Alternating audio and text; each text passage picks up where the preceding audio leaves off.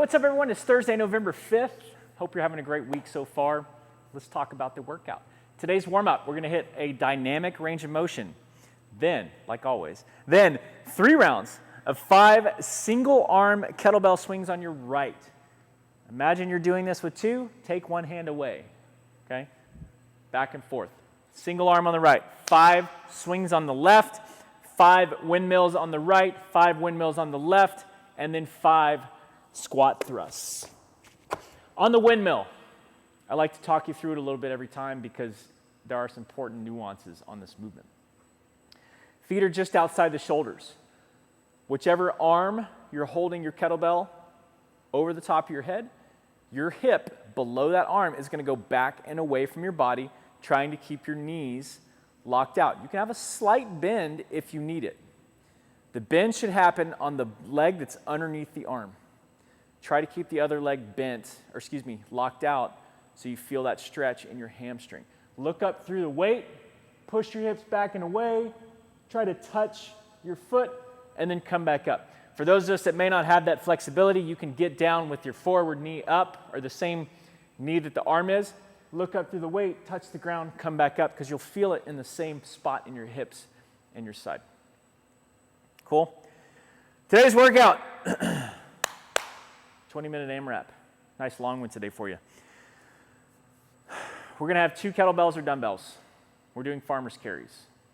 Should be fun. 400-meter farmer's carries with both of your kettlebells or dumbbells. Then we're going to come in and do 21 shoulder to overhead with both.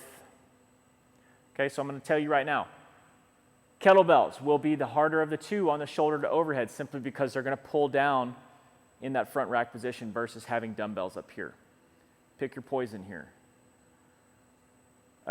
In class, it's going to be tough because we're limited when you start getting doubles, okay, on what you're able to grab.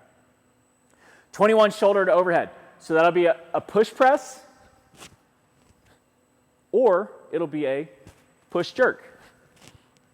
I would recommend that anybody with some shoulder issues probably tries to grab dumbbells over kettlebells. Shoulder issues being tight shoulders. Maybe there's a small pain point in there somewhere if we've talked about how to adjust those around injury. Dumbbells are going to be ideal over a kettlebell in that sense. 15 toes to bar or straight leg sit-ups.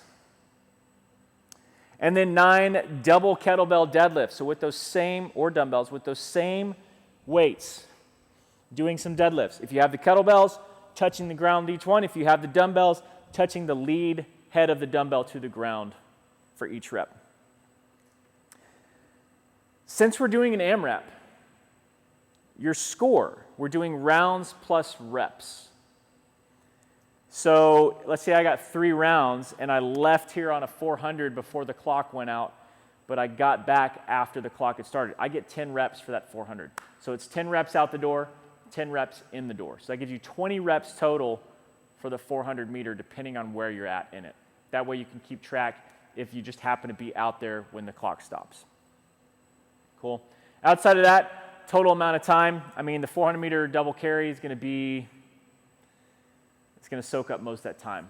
So probably not going to see too many more than 3 rounds. Maybe 3 rounds and some reps. Cool? Once we get done with that today, y'all, we're finished. Call it a day. Hit the ClassWOD when you get a chance. I hope you have a great Thursday, and we'll see you tomorrow.